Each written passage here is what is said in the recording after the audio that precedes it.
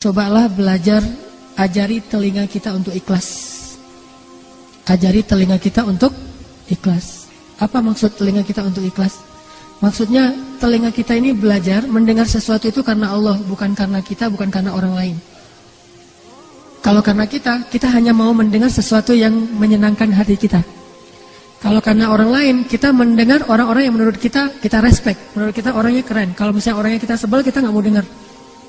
Tapi dengarlah karena Allah. Kalau karena Allah, asalkan itu kebaikan dan kebenaran, kita terima dari siapapun, dari musuh sekalipun. Apa kata Nabi? Terimalah kebaikan walaupun keluarnya dari mulut seorang budak Habasyah. Artinya, bukan karena siapa yang ngomong, bukan seperti apa ucapannya, tetapi intinya adalah kebaikan, dengarkan saja. Dan itu bukan mengkritik kita, itu justru sesuatu yang baik buat kita.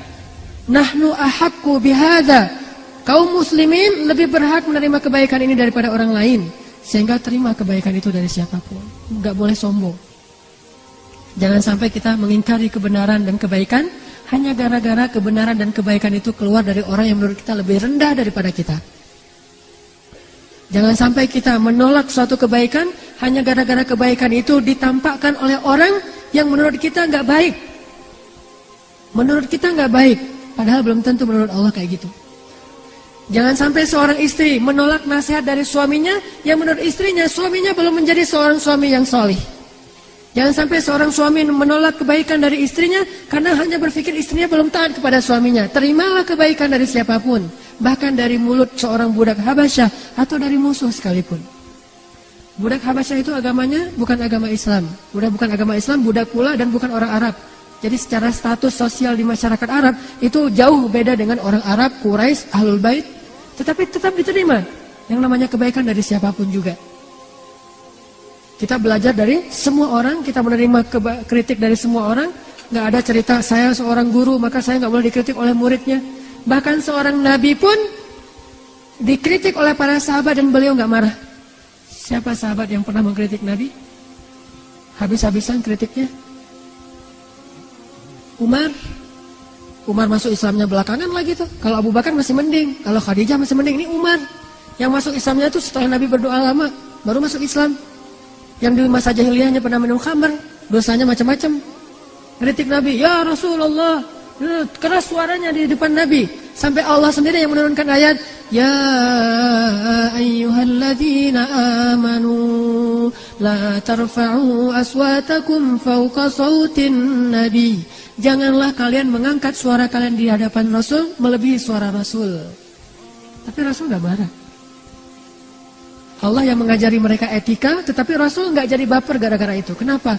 Karena kalau itu emang niatnya baik, Umar berpendapat bukan karena marah ke Rasul. Umar berpendapat walaupun dia gak setuju dengan Rasul, itu pasti karena Allah. Umar setuju dan gak setuju, itu karena Allah. Kenapa?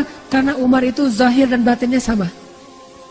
Zahir dan batinnya sama. Kalau dia zahir nggak setuju karena Allah, berarti batinnya juga gitu. Nggak ada munafik dalam, nggak ada dzi wajhain, tidak ada bermuka dua di dalam diri Umar bin Khattab. Dia orangnya terus terang gitu.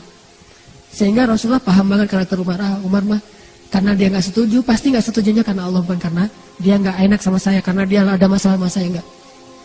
Pernah Umar dengan Abu Bakar tuh kayak gitu. Abu Bakar ngusulin sesuatu, Umar bilang, menurut saya nggak kayak gitu ya Rasul. Baper Abu Bakar. Tersinggung, gak easy going. Akhirnya Abu Bakar bilang, Umar, kamu kayaknya senang banget beda sama saya, kata Abu Bakar. Kata Umar, enggak, saya emang kayak gini pendapat saya, tapi kamu selalu membantah saya, gak pernah sama pendapat kita. Ramai itu depan Rasulullah. Akhirnya turun lagi ayat, ya ayyuhalladzina amanu la tarfa'u aswatakum. Jangan lagi kalian bersuara keras di depan Nabi. Bertaubat lagi. Pernah ngalamin kayak gitu juga sahabat. Insaniyatus sahabah, sisi-sisi manusiawinya para sahabat. Tapi ketika mereka udah paham, Umar pernah dikritik lebih keras dari ini, tapi nggak sampai membawa perasaan. Ketika Umar jadi Amirul Mukminin, Khalifah, Presiden, bayangin yang mengkritiknya seorang mantan budak, Bilal bin Rabah. Ngebantah terus. Umar ngeluarin satu undang-undang, dibantah sama Bilal. Umar ngeluarin keputusan presiden, dibantah sama Bilal. Pokoknya Bilal ini ngebantah Umar aja terus. Sampai Umar bilang ini apa? Kata Umar, ya Allah, aku berlindung kepadamu dari Bilal. Sampai ngomong gitu, coba. Saking kerasnya bantahan Bilal kepada Umar. Sampai Umar bilang, ya Allah, aku berlindung kepadamu dari Bilal. Tapi Umar nggak marah sama Bilal, cuma udah nggak tahan lagi gitu, saking terus menerus gitu, dalam keadaan bertubi-tubi terus menerus, deketan lagi waktunya, terus aja Bilal ngebojokin Umar sampai Umar terpojok banget, sampai Umar bilang, ya Allah aku berlindung kepadamu dari Bilal. Ini artinya mereka mah orangnya easy going banget. Pernah Umar di depan para jamaah habis sholat, kan zaman dulu mah presiden, dia juga ulama, dia juga imam sholat ya. Habis ngimamin sholat, Umar berdiri kemudian mengumumkan satu pengumuman. Gara-gara ada pengaduan dari salah seorang perempuan dan dari seorang laki-laki yang ngadu dia jomblo, udah tua masih jomblo. Ditanya sama Umar, kenapa kamu masih nggak jomblo? Kamu jomblo fisabilillahnya Istiqomah dan Al-Latif ya gitu. Kata dia, enggak, saya mah nggak jomblo bukan yang nggak mau nikah, bukan terlalu selektif. Tetapi mahar-mahar perempuan sekarang mahal-mahal, wahai Amirul Mukminin. Saya bukan orang kaya, nggak sanggup membayar mahar perempuan.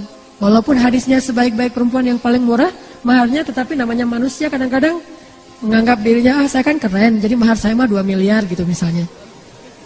Saya aja suka bercanda sama istri saya, karena bercanda doang sih nggak serius. Anak saya menurut saya adalah bidadari saya, my angel gitu. Jadi saya bilang ke istri saya, nanti mahar dia tuh paling murah 4 miliar ya. Saya 3 miliar, kamu setengah miliar, dia setengah miliar, jadi saya dapat 3 miliar gitu-gitu. Jadi dicandain, maharnya mahal-mahal. Kalau teman-teman pergi ke Mesir, orang Mesir itu rata-rata nikahnya di atas 35 tahun. Kenapa? Sukses dulu baru bisa nikah, saking mahalnya mahar orang Mesir. Makanya saya nggak punya istri orang Mesir. Maharnya mahal banget. Apa maharnya? Harus punya 1 bungalow, mobil, kemudian emasnya itu sampai ditaruh dari ujung pergelangan tangan tuh sampai di siku tangan, penuh berapa kilogram, setengah kilo. Ngadulah nih seorang sahabat ke Umar, ya Amirul Mukminin, sekarang maharnya terlalu mahal dan segala macam, saya tidak bisa menikah. Akhirnya Umar menjadi marah, karena dia presiden, dia tinggal ngubah hukum aja. Ketika dia selesai sholat, dia katakan, wahai kaum muslimin, mulai sekarang saya akan buat peraturan bahwa mahar tidak boleh melebihi sekian dinar. Siapa yang selama ini maharnya sudah melebihi sekian aturan yang saya buat, maka kembalikanlah kepada laki-laki yang membayar mahar. Sebutlah misalnya 1 dinar. Siapa yang selama ini dapat mahar lebih dari 1 dinar, maka dia kembalikan sisanya kepada suaminya atau laki-lakinya. Seorang sahabiat mengangkat tangan, perempuan, dari belakang, dan itu kelihatan. Artinya masjidnya masih belum ada pembatas. Baru ada pembatas masjid di zaman masjid dalam Islam itu akhir-akhir ini. Dulu di zaman Rasul, di zaman sahabat, nggak ada pembatas laki-laki dan perempuan, hanya perempuan agak belakangan biar beda dengan laki-laki. Lalu dia mengangkat tangan. Umar mengatakan, ada apa? Dia mengatakan, ya Amirul Mukminin, bagaimana engkau akan mengatakan sesuatu yang bertolak belakang dengan Al-Quran? Gimana maksud kamu? Allah berfirman dalam Al-Quran, setelah kamu memberikan mahar kepada istri-istrimu, janganlah kamu mengambil lagi mahar itu dengan jalan apapun. Inginkah kamu mengambil api neraka ke dalam perutmu? Akhirnya dimarahin sama perempuan itu. Apa kata Umar? Banyak orang yang lebih fakih daripada Umar bin Khattab. Coba, nggak baper kan? Easy going kan? Banyak orang yang lebih ngerti agama daripada saya. Ya udah, saya tarik lagi, nggak jadi peraturannya. Coba, presiden coba. Bisa kayak gitu, namanya kebenaran, terima aja. Kalau emang kita salah, kenapa kita mau gaya-gayaan? Ngakuin aja kesalahan kita. Udah, akhirnya tarik lagi peraturannya, nggak jadi. Sesungguhnya siapa yang memurahkan mahar, maka itu baik. Yang sudah mahal ya udahlah gitu.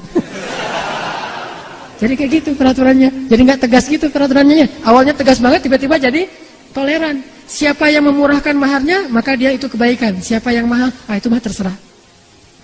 Sampai kayak gitu. Terjadi lagi di zaman Abdullah bin Mas'ud. Mungkin sebagian ibu-ibu udah pernah dengar ceritanya. Ada seorang sahabat, saya lupa namanya, dan kalaupun saya ingat mungkin gak perlu disebutkan juga namanya, karena ini salah satu adegan yang lucu. Ada seorang sahabat jadi kayak gubernur gitu di sebuah wilayah Islam. Namanya dulu mungkin masih sedikit ulama, jadi dia gubernur, dia ulama juga. Masyarakat minta fatwa kepada gubernur. Datang kepada gubernur, Pak, saya mau minta fatwa. Seorang laki-laki dengan istrinya. Fatwa apa? Gini Pak, saya itu minum susu istri saya, kata dia. Terus gimana nih status saya sebagai suami? Apakah jadi terputus sehingga saya jadi anak susu dari istri saya? Coba gitu pertanyaannya. Ini pertanyaan fikih ya, ini bukan vulgar. Emang kayak gitu ceritanya. Saya minum susu istri saya, sehingga apakah dengan demikian saya sudah menjadi anak susuan? Kalau jadi anak susuan kan berarti saya udah nggak jadi suami dia lagi, jadi anak susuan. Beda statusnya gitu. Sahabat ini bingung. Akhirnya dia, oh iya, kalau gitu kamu udah jadi anak susuan dia, berarti kalian sudah cerai nih, udah nggak bisa lagi. Kalian jadi ibu dan anak. Oh gitu ya? Ya gitu. Kayak seorang ustadz ditanya nggak tahu dalilnya, asal jawab aja gitu. Udah ya gitu. Akhirnya karena udah dibilang kayak gitu, dia pulang dengan sedih suami istri.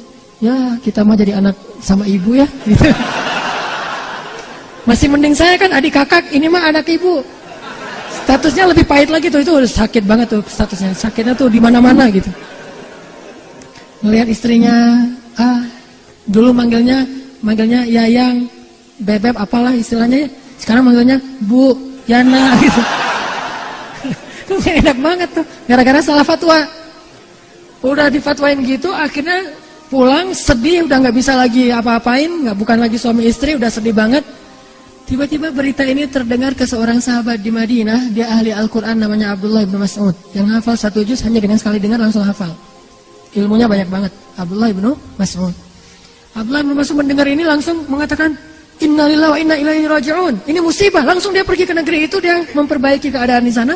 Dia langsung datang ke gubernurnya. Apa yang sudah kamu fatwakan? Kata dia, emang masalahnya apa? Ada yang bertanya, katanya ibu susu dan segala macam. Ya emang kayak gitu. Nah mana dalil kamu? Nggak tahu, menurut saya sih kayak gitu. Coba. Dimarahin sama Abdullah bin Mas'ud. Di depan pejabat-pejabatnya, di depan pegawainya, di depan orang banyak dimarahin terus, kata Abdullah bin Mas'ud. Sekarang kamu umumkan lagi yang sebaliknya. Kenapa? Karena Rasulullah bersabda, sesungguhnya batasan menyusui yang menjadikan dia anak susunya itu hanya 2 tahun. Di atas usia 2 tahun, itu tidak jadi darah dan daging. Udah minum aja sesukanya. Nggak masalah gitu. Hanya di bawah 2 tahun yang berstatus jadi anak susuan. Di atas 2 tahun nggak jadi anak susuan. Oh gitu, saya nggak pernah dengar hadisnya. Makanya jangan berfatwa sembarangan. Wah, repot kan? Diundang lagi semua masyarakatnya yang udah tahu fatwa itu, termasuk orang tadi. Wahai kaum muslimin, saya salah. Nih jiwa besar nih seorang pemimpin, easy going, nggak baper.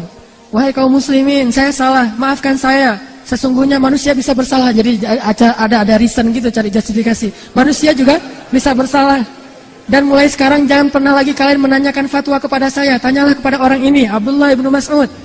Tidak halal saya mengeluarkan fatwa selama orang ini masih hidup. Akhirnya orang yang tadi pegangan tangan lagi, ya kita jadi suami istri lagi. Jangan terlalu ngebawa perasaan. Udah kalau emang itu benar, terima aja. Akuin saja bahwa kita salah. Apa ruginya kita mengakui salah? Bukankah Allah memaafkan kesalahan? Yang rugi kalau kita nggak mengakui kesalahan, kita nggak akan pernah mengubah kesalahan kita menjadi kebaikan. Maka solusi yang diajarkan oleh para ulama tadi adalah terimalah kebaikan walaupun dari orang yang kita benci sekalipun.